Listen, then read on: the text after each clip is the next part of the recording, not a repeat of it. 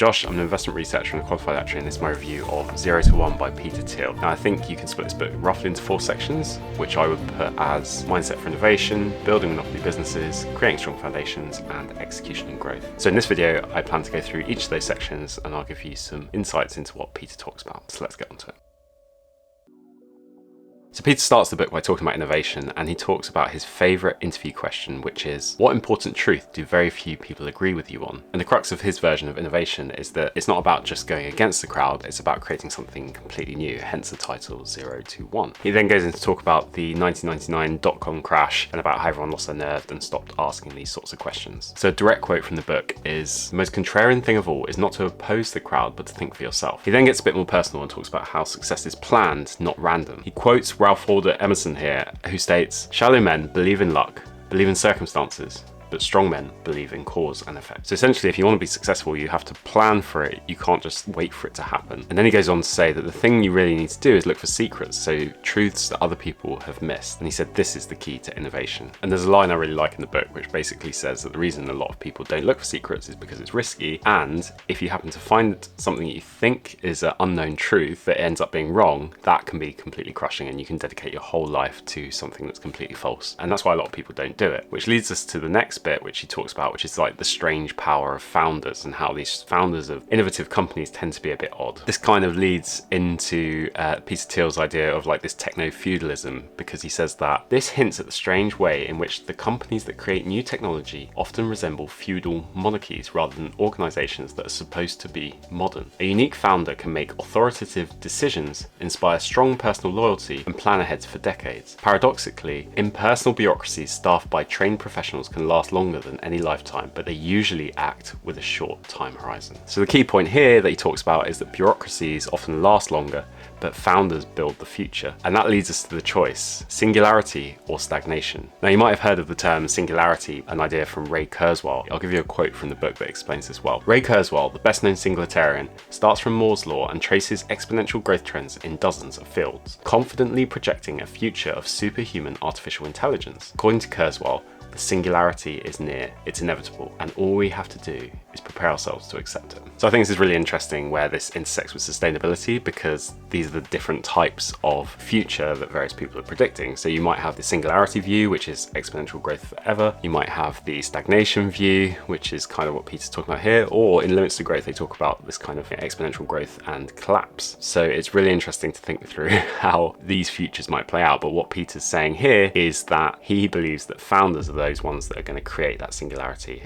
and he seems to believe that the singularity is the desirable state. In the second section, he starts talking about how you might want to build a monopoly business, and he argues here that monopolies aren't evil, they're something that actually are a reward for providing something very unique to the world. A direct quote from the book is, if you want to create and capture lasting value, don't build an undifferentiated commodity business. You want to focus on building a monopoly. He advises founders to focus on an area of the market that's completely underserved that they can dominate. A direct quote from the book is, as you craft a plan to expand to adjacent markets, don't disrupt. Avoid competition as much as possible. He also argues that there's a last mover advantage rather than the first mover advantage, and a direct quote from the book is, every monopoly is unique, but they usually share some combination of the following characteristics: proprietary technology, network effects, economies of scale, and branding. And that's how he said you become the last mover and build a brand that lasts forever. And then the final part of building a monopoly business, probably my favorite bit, which is where Peter introduces the idea of a power law. He says that a few tiny companies can grow through exponential growth to be the most dominant and largest companies in the world. A few tiny companies generate almost all the returns. Exponential curves are absolutely everywhere, but the school system trains us to think more in normal distributions and incremental gains. This is why it's so hard to think like a founder and break out from the crowd. And I absolutely love this section because this is my complete experience. I went through all of school and we spent ages studying the normal distribution, I think because it's so studyable. The maths is so elegant, for example, but actually what appears a lot more in nature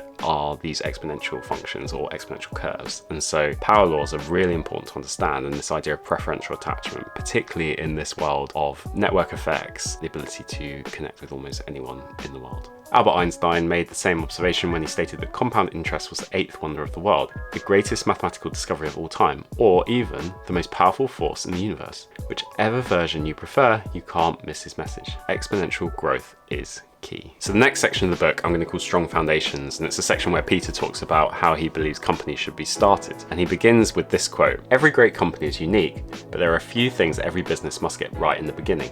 I stress this so often that friends have teasingly nicknamed it Thiel's Law. A startup messed up from its foundation cannot be fixed." So Peter's belief actually is that you need to get things right from the very beginning, and so you can start compounding fast via exponential growth or power laws. He then goes on to talk about his PayPal mafia and how successful all of that team have become by founding companies since PayPal. A direct quote from the book is, "We sold PayPal to eBay for $1.5 billion in 2002. Since then, Elon Musk has founded SpaceX and co-founded Tesla Motors. Reid Hoffman co-founded LinkedIn. Stephen Chen, Chad Hurley, and Jared Karen together founded YouTube, and Jeremy Stoppelman and Russell Simmons founded Yelp. David Sachs co-founded Yammer, and I co-founded Palantir." So Peter's key point here is that once you've built a strong foundation of the company, you need to sit on top of it, a strong team, and a perfect example of that is the PayPal mafia. And then the final section is all about execution and growth, which is arguably the most important section. And he argues that the most important thing is not the idea, but it's the execution. I love this quote from the biography of Steve Jobs by Walter Isaacson, which says, "In the annals of innovation, new ideas are only part of the equation. Execution is just as important." So the key idea is that, products don't actually sell themselves, and people that are technically minded or technically focused are typically very bad at sales and distribution. So a great sales and marketing team can actually really make the difference, and a lot of founders actually underestimate this. A great example of this is SpaceX, and Elon Musk is obviously a fantastic salesman, and the direct quote from the book is, "SpaceX shows that it can be done.